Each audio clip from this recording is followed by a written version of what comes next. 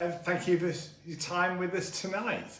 It's really good to have you with us, and for the first webinar of 2022, and hopefully the webinars and our training runs will continue uninterrupted this year after that little COVID enforced break that we've had over the last 2 years. And what we're trying to do today is talk you through how to run a successful Essar Chester Half Marathon this year. I think we're just rotating 90 degrees at the moment. There we go. Yeah. That's it. Thank you, Ellie. We've got Ellie and Elaine with us tonight as well, looking behind us, working in the background behind us, making sure all this goes right. Ellie looks after the social media for us and took over from Amanda a few weeks ago. So anyway, thanks again for coming along. Dave Taylor's with me. Evening, Dave. Evening, Chris. All right, good to have you here again. I'm glad you thawed out from our run this morning. It certainly was a bit chilly, wasn't it? It was challenging, and I applaud the 70 odd people who turned up in Chester today to do the training run, and the conditions were grim. And I must applaud doubly the pace runners who turned up to assist, and some come from some quite significant distances to help. So well done, folks, to everybody. Well done. Yeah, and I think when you're looking at bad weather from inside the house, it always looks worse than it is when it's outside. No, it was horrible, Chris.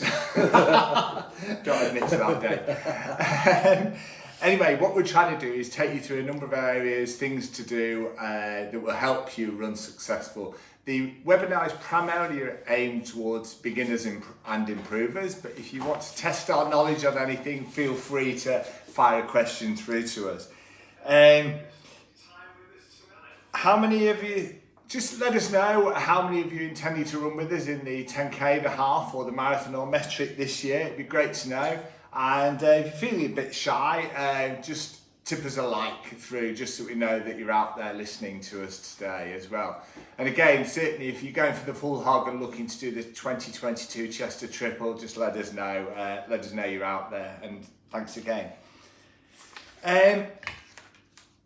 So as I said before, if you've got any questions, then feel free to fire them across during the webinar. Dave and I will answer as many of those as we can towards the end. The idea today is we'll be roughly half an hour. We normally roll on to 50 minutes an hour, but we're trying to be a bit more disciplined with our time because we know your time is very precious as well. Okay, so starting off, I think it's really important when you're looking to run any event, and certainly the Essar Chester Half Marathon, is decide what you're trying to achieve. And we're now 13 weeks away from race day. That gives you 3 months in which you can build up your fitness, and you've got plenty of time, as long as you're disciplined and stick with your training, to actually have a really enjoyable and successful race on the 15th of May. There's different targets. We've all got different targets, and certainly if you're first or you're coming back from a period of not running so much, actually taking part, participating and finish is a big enough aim in itself, because it's still 13.1 miles. You'll have done that distance. We can also aim to, if we've been running for a little while, we can be aiming to improve on a previous time, and that's where putting a little bit more focus on your training to make sure you can be that little bit quicker and a bit more disciplined with your training program to actually reap benefits over the next 13 weeks. Or you could beat a colleague or friend, Chris. Yeah, that's actually quite good, because I know we get lots of people who actually run with their mates, work colleagues and what have you, and get a group coming along. I think it's certainly a good idea, and it helps motivate you to get out there for training. So if you're the only one from your office or workplace entered at the moment, then speak to a few of your mates and get them along as well. Enjoy the camaraderie, and certainly you can enjoy training together as well, because training in a group certainly helps pass the time and make it more enjoyable. And then also, if you're looking a little bit further on and you've been running a little while and you want to run the absolute best time you possibly can, then again, these 13 weeks are going to be really important to get you in the right place, do the right type of training, and enable you to run that fastest time that you're capable of at the moment. But most important, for us, and I think for most people, is to enjoy running, enjoy the experience, and want to carry on running as well. Certainly if this is your first attempt and you're new to running, it's really, really important, and it can be a life-changing experience to actually carry on running. So enjoying it and making the most of it is really, really important. So the next thing we're going to talk about a little bit is motivation and tips, and these are some of the ones that have helped me over the years. I've been running probably 19 years now. My background was very, very overweight, and I got into running as a challenge, really, to decide to sort myself out, get fit for the first time in my life, and hopefully do something for myself. And it took a while, but over the last 18 years, 19 years, running has actually transformed my life, and I'm very, very grateful for it. And if you can get a little bit from what I've done, or some of the hints and tips we can give you, then it'll certainly help make your running more successful as well. And it's also important to understand why you're running, and that can also set your targets as well. I think we talked before about, are you looking to finish? Are you looking to improve on a previous time? Are you looking to be the best you can? And Dave talked about beating a mate, or just proving, yeah, I can do this. It's really, really important. And keep that in mind with your training. And always remember why you've entered the race. Keep that in mind. Again, and when you're training and the weather's bad, or you're feeling a bit tired, think, I've entered this race for a reason. I'm going to do the training. And please be assured, I can guarantee you that as soon as you're out the door and you've made a few steps, that's by far away the hardest bit, is getting outside your front door. I think one of the critical things is setting a realistic goal, and that's something I'll be talking about in a little while. Okay. And then again, talking about motivation and tips, one that normally works is tell your family, friends and colleagues about the race, about what you're doing, and this will increase your motivation and help you stick to your schedule, because as sure as eggs is eggs, they'll be saying, how are you getting on, how are you doing, what was your training like? And you're less likely to turn around and say, couldn't be bothered yesterday, I didn't do it. So it's certainly really, let the world know you're running, and it'll certainly help you motivate and get out there. Dave, do you want to talk about the next bit? You sort of talk about schedules and what have you, and you're going to talk a bit more in detail. Yeah, well, we've actually got some schedules that we've produced that are on the website for novices and intermediates. They set out the whole 13 weeks, and follow them, and you'll find it a valuable experience. Yeah. It's again, if you've got a schedule or you know what you want to do, just keep a diary of what you do as well, and you'll actually see your progression over the weeks, and it will really help increase your motivation and feeling of satisfaction as you improve. I think, again, one of the things that really helped for me when I was running was actually getting into a routine, and know that you're going to train on certain days a week, actually, and you can adjust your schedule. Once you know up front, you can adjust your diary normally up front. And again, it certainly helps. A schedule will certainly help with this. If you can, try and run with a partner or a group. You might not be able to do that every run, but certainly a few times if you arrange to run with others.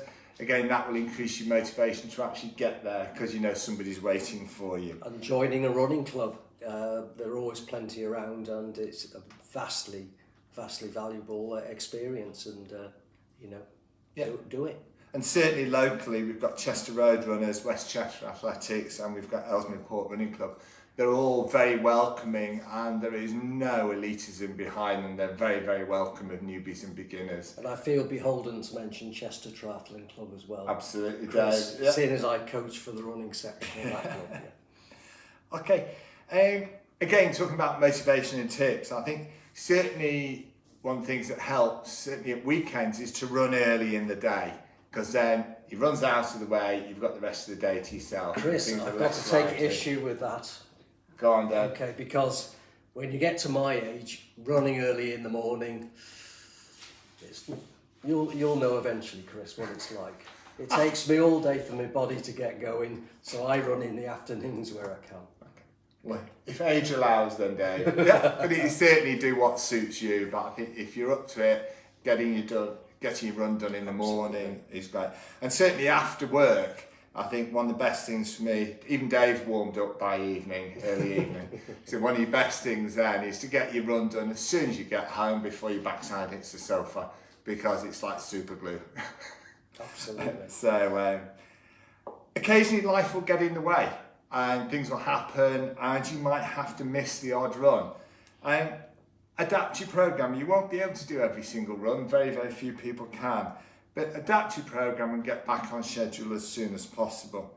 And again, I think looking at running and what have you, sometimes I have an absolute shocker of a run for no apparent reason. Absolutely no apparent reason. I think, oh God, I really don't want to do this, but I normally carry on. After 2-3 miles, it normally eases off. Sometimes it doesn't. And then you think, oh, that was an awful run. Everything's going backwards and going downhill. But actually what you'll probably find is the next run you do after that, you'll be back to normal and just think, what was wrong there? And it's just quite bizarre. Sometimes you have a bad day. If you're running from the same place all the time, try running in different directions, do different routes. It avoids boredom. But certainly if you've got one run a week, let's say your Thursday run, which is normally on most schedules the race pace run, try and stick to a similar run, but as you extend it, as the runs extend, just find little tag-ons for that, because what actually happens, that run can actually be a measuring point, and you can see how you're improving over the weeks in terms of pace and how the effort looks better or less. Certainly when you get to the longer runs and starting off, the runs can seem never ending, and it's really, really important to break it down into little chunks. And sometimes when you start running, the first couple of miles can be tough, so just think, I'm going to the next road, the next junction, the next lamppost, and just break it down. And once you're a bit further in, say you're at 4 miles and you're doing an 8-mile run, so right, okay, I'm just going to focus on 4 to 5 and then 5 to 6. And before you know it, you'll be at your 8 miles and you'll be all finished. I think it's also really, really important to believe in yourself. And that was something I was really, really bad at. I was probably the most self-depreciating person now. Why am I wasting my time doing this? I can't do this.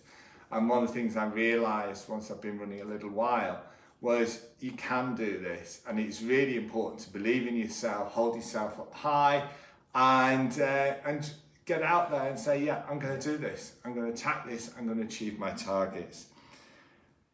And another thing you need to remember is quite often when you're running, you'll be running on tired legs, certainly once you get further into the schedule. And every 4th week in most schedules, 4th or 5th week, you'll have a week where you back off a bit, where your intensity and your distances are slightly less. The idea behind that is to allow yourself to recover a little bit so you're not pushing forward all the time. But it's also important to remember as you're getting tired that the week before the race, certainly for a half marathon, for a marathon it can be a gradual reduction in intensity over 3 weeks, but for a half marathon it's normally a week. You actually have a taper period. Now a taper is where you reduce the intensity and the distance of your runs to make sure you're as fresh as possible for race day. So again, remember that when you're on the longer runs and you're getting more tired, that by the time the taper is amazing and you will be in a much better position on race day. Okay, one of the things we talked about having motivation and a reason to run is charity, and we find between 20 and 25% of our runners in any of our races are running for a good cause or charity, and that in itself can be a huge motivator, thinking about the amount of money you're raising for your charity and also the amount of difference you can make to them. With that in mind, each year we have our own main race charity who we work with, and these are normally local or national charities who we really believe in, and we want to give them the opportunity to raise critically needed funds to actually help them achieve what they do. For 2022, we've got Clare House Children's Hospice. And last year, Clare House Children's Hospice is based on the Wirral, but serves the larger Cheshire, Merseyside, North Wales areas, and it serves really a large area, really. Last year, Clare House looked after over 400 children and their families. Many of these children were from our area. And At the hospice, it's actually can very often be a very happy place. Children are encouraged to laugh, learn and have fun while receiving the very best and expert care that they deserve. But also at the same time, parents can have a well-deserved break if they need it to allow them to recharge the batteries for when the children hopefully come home. Clare House are also there for babies, children and young people that sadly are approaching the end of their life. Last year, Clare House were there to support 109 children who sadly passed away. The charity cares for the whole family as well as the child, and they're there for as long as the families need it. Clare House is also open 24 hours a day with nurses working in our local community as well as at the hospice. As our official charity this year, we would love it if you thought you had the time and the motivation if you could run for Clare House in 2022. These places are expensive to run, but they achieve massively valuable work. And if you are interested in running, please email events@clarehouse.org.uk or Google Clare House and find out more about them. If you're running with them, the Clare House events team will be there to provide you with a Clare House running top, and their team of volunteers will be on the finish line at every event this year. They'll be handing out medals and t-shirts, and COVID allowing congratulatory hugs as well. Okay, shall I talk about kit, Chris? I think so, Dave. I've done a bit of talking for now. That's what I thought, Chris, yeah. Okay, one of the most valuable tips that we can give you people is that you should dress for the main part of the run, not just the first mile. And it's amazing when I do any kind of event, the difference in the apparel that people wear. Like on a day like today, I was in a base layer and just a simple sort of base layer type top as well, whereas people were in all kinds of sort of plastic gear and sou'wester hats and things like that. And of course, some, not necessarily today because it was horrible, Chris, but normally you see like the dance of the seven veils, each mile another bit comes off, you know, and I think, hopefully you'll learn from this experience. So you dress for the weather, you layer up, but you do it in such a way that you can, if necessary, you take it off, but be aware that your first mile will sort you out and then you'll settle down. So in a normal kind of race, you'll be down to some race gear as opposed to, you know, scarves, hats, mittens and things like that, Chris. So that's pretty important. Shoes. In my time, my 42 years running, Chris. In fact, my working... And how old were you when you started, Dave? About 3.5, Chris. So, yeah, shoes. I've lost virtually every toenail in my time, and that tended to be because my shoes were too tight and there wasn't enough room for them to wiggle around. So it is very important to be really crafty with the way you get shoes and the sizes. Maybe, what do you reckon, Chris, half a size up? Yeah, I think certainly when you get into distance running, the longer you're out running, your feet tend to swell up a bit, and certainly if you're running between 10k and a half marathon, at least half a size larger, and if you're looking into marathon or beyond, you should be going at least one size larger. And also, talking about shoes, getting the right shoes is actually quite important. And it's probably going to be well worthwhile going along to a specialist running shop and getting a gait analysis. And depending on which way, if you have high arches, low arches, flat feet or what have you, there will be a type of shoe for you which will help you and also help reduce injuries and make it more comfortable. So I think getting gait analysis at a specialist running shop is actually a really good piece of advice before you start spending too much money on shoes. They will normally do that for free if you're buying a pair of shoes from them, so it's certainly well worthwhile and certainly will help in terms of avoiding injuries. Yeah, and GPS watches are great for training. They give you so much information about pace and distance and time, and basically they're almost like a coach sitting on your wrist, you know, telling you what you should be doing. Yeah. Hopefully. Yeah, I think the technology is certainly there, and if you're a bit of a techno geek like I am, then go for it. I think if you're at the beginning of your running journey, then there's no need to have all these things straight away. You can time yourself, you can work out the distance, and so don't worry about gadgets too much at the moment. But if you're getting more serious about it, a GPS watch can be a huge benefit. Yeah. Okay, I'm going to talk about key principles of training now. Being a coach, this is something that is my sort of like bread and butter. One of the key things is that if you know you're going to be doing a half marathon, a marathon or a 10K, you should have some kind of plan that takes you from today to the day of race. It's almost like if you know you're going to Sheffield, it's really handy to have a map. Of course, with GPS, that's not necessarily the case now. But in the old days, people like me used to have to rely on a map. And you know, that's something that's important. You know where you're going and you know how to get there. So the key parts of your map are the sessions where you're putting in effort and the recovery sessions, and one should balance out the other. And that's one of the key principles, that you make effort and then you recover, and it's just like bodybuilding. You pump the iron and the muscle first breaks down, but then it knits together and adds a little bit more, and just like your leg muscles do, and everything else does when you're running. Yeah, I think that's quite an important one, that one, Dave, because if you're training hard every single day, you're not allowing your body any time at all to recover. So that recovery time, your rest days, are when your body rebuilds itself and enables you to go faster, quicker, more comfortably on your future runs. Absolutely. So it's this combination of hard and easy sessions, but another really important thing is that you set realistic goals, which is what I referred to before. Like me deciding I'm going to run a 2.5 hour marathon. Just ain't going to happen, Chris. No. No matter how hard I try, you know, how many hours I run, it's not going to happen. You know, so you need to be realistic in what you're going to do.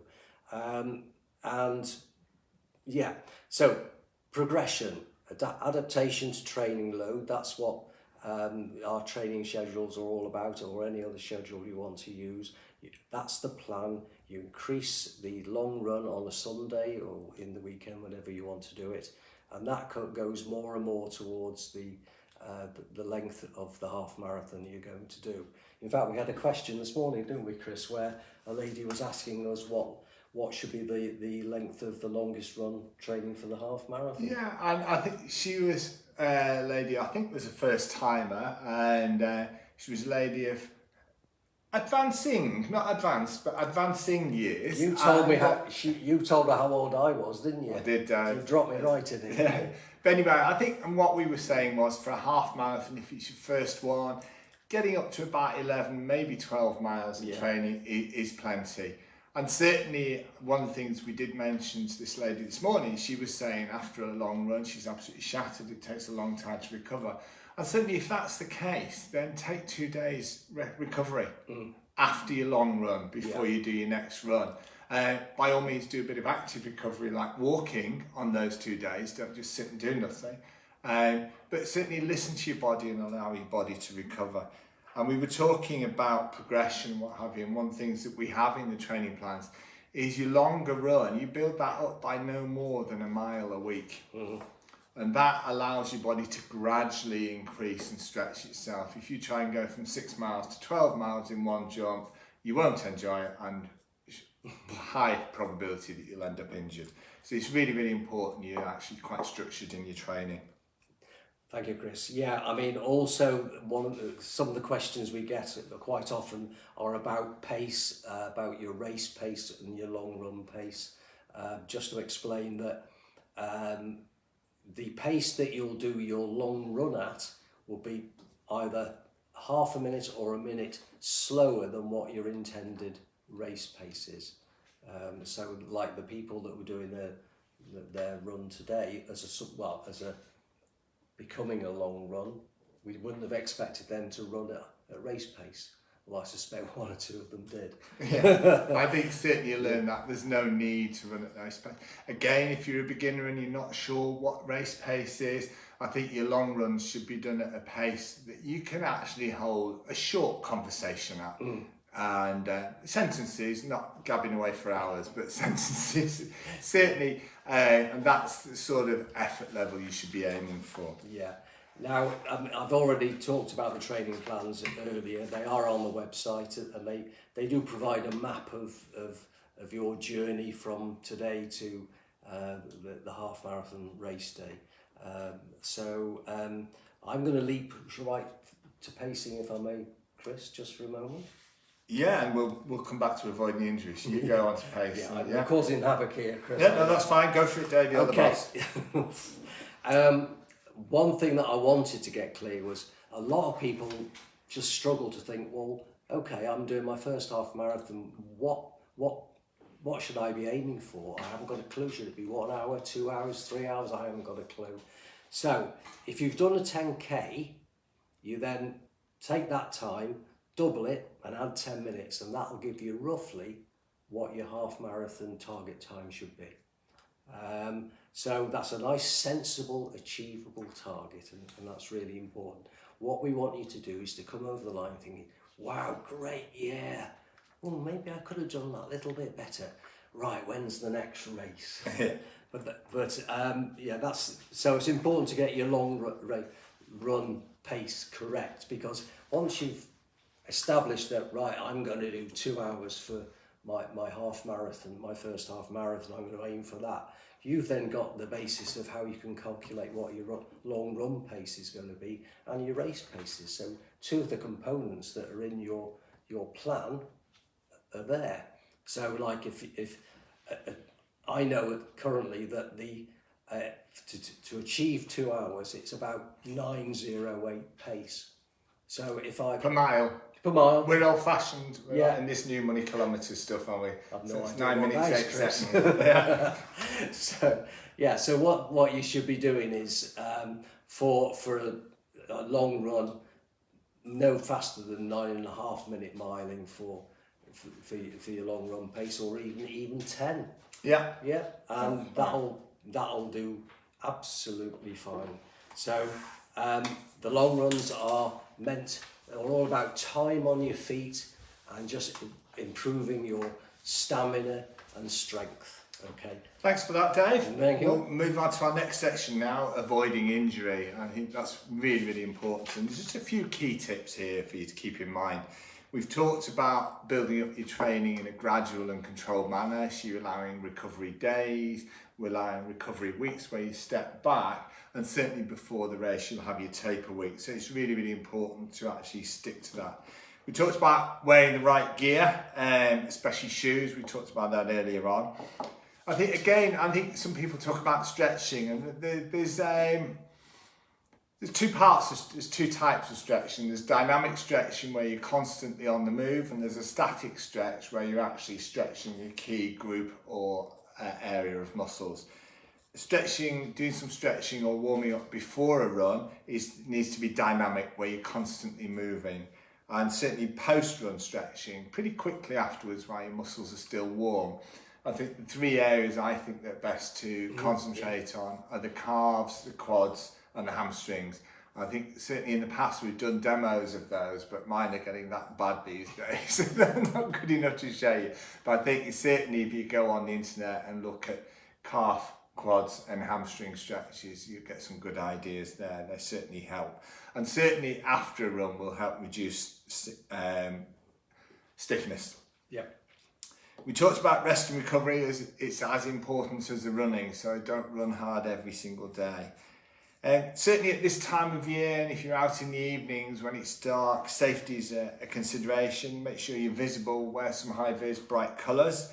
Unfortunately, by the time we get to the half marathon, certainly the end of March, we'll be into the lighter nights, so we've just got a few more weeks of the darker nights before we get into the running in daylight again, which is really nice. One thing that you will find in actually testing your body more is that you will need some more sleep. So keep that in mind and try and factor that in.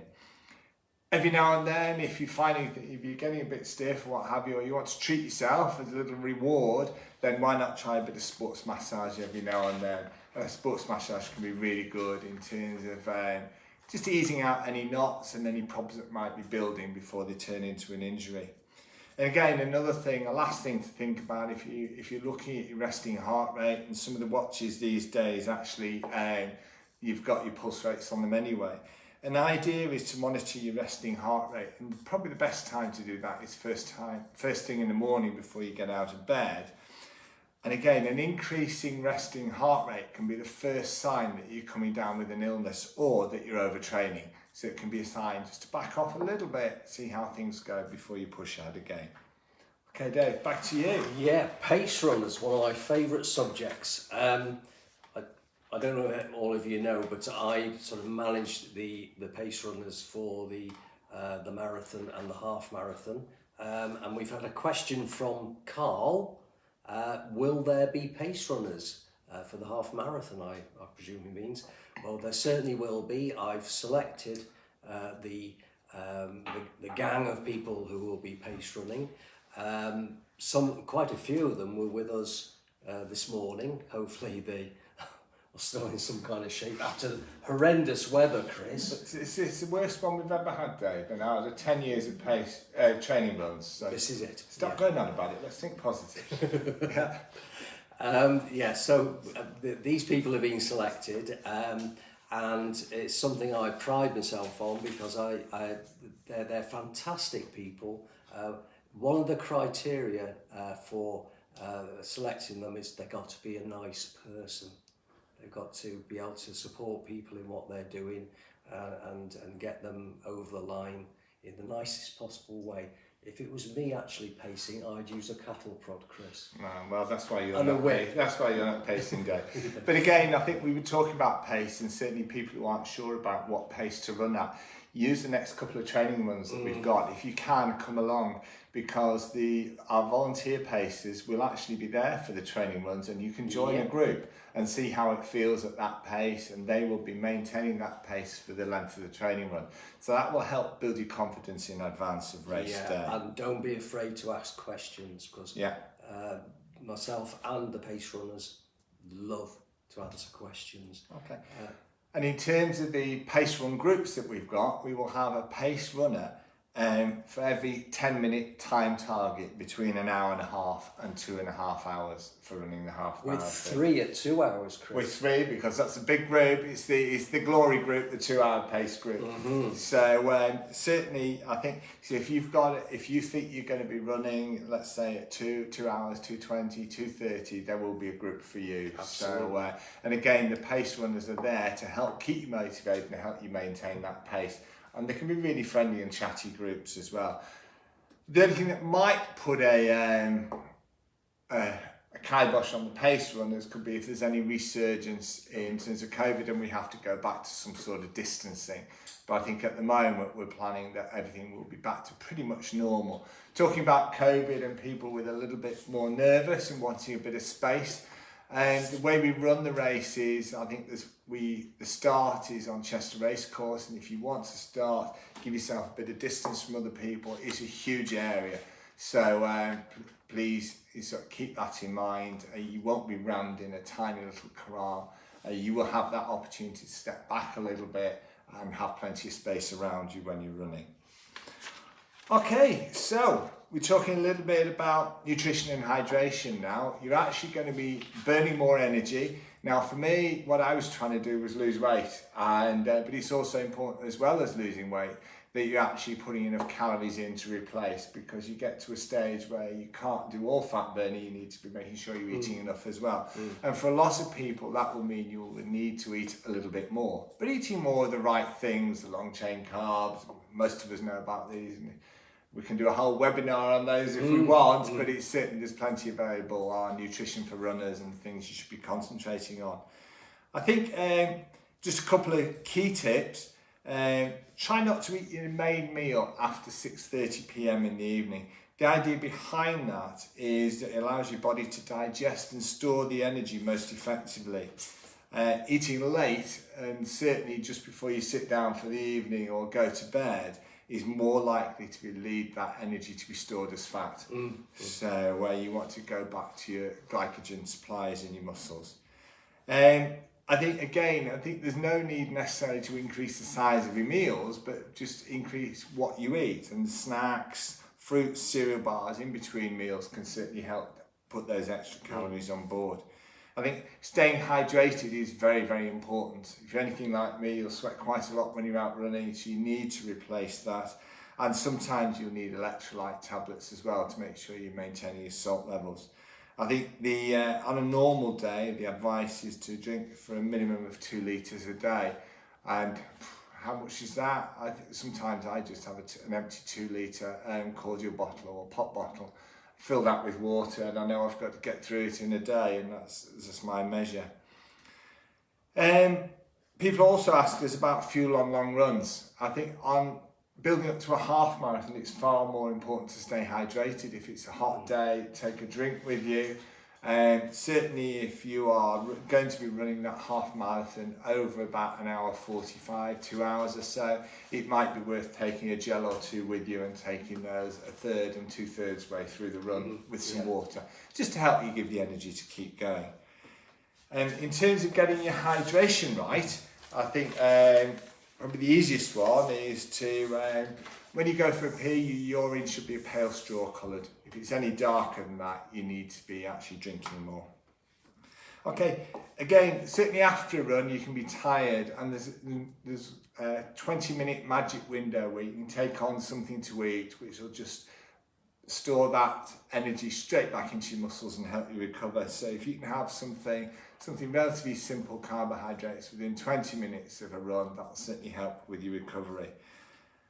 And unfortunately, being the misery guts, one of the things you can also do to help is reduce your alcohol intake, especially on the nights before a morning run and race day. See, there's a bit of a correlation there between morning runs and alcohol for me, Chris. Yeah, that's why you run in the evening. Yeah. So just talking about questions, we've had a question from Carl here. Are we having high five gels like last year? Yes, we are. We are actually going to have high five gels. High five, the Gel Aqua, and they're a relatively liquid gel. They're really quite nice to drink. They don't get stick on your stomach for most people. The idea with those is to have them with a good drink of water as well, and the gels will be at a drink station. So the advice is have your gel and have a reasonable couple of mouthfuls of water afterwards. That will help dilute it and help your body absorb that. So there will probably be 2 gel stations on the half marathon, and possibly an isotonic sports drink as well as the water. The water stations are every 2 to 3 miles, so there'll be plenty of those.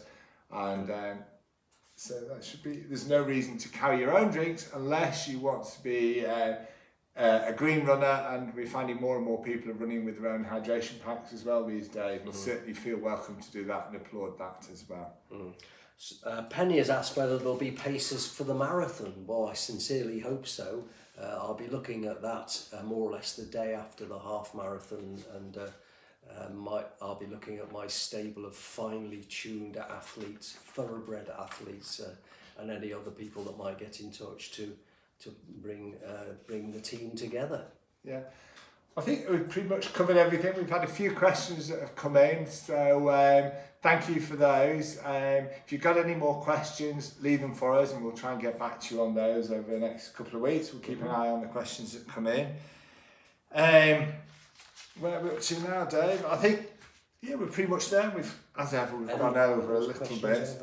Yeah, we've covered those questions, Dave. There's one thing, I think certainly if anybody's looking or thinking about running for Clare House, there is actually a Clare House link on the Essar Chester Half Marathon website, so you'll be able to pick it up from there as well. So I think for now what we do, we're here to wish you all the best in your training. We hope that you enjoy your running. We hope that you achieve your goals and continue to run as part of your health and fitness routine. Again, we said before, hopefully see you at the training runs over the next few months, and certainly I'll be there on the finish line and looking forward to congratulate you as you finish the event.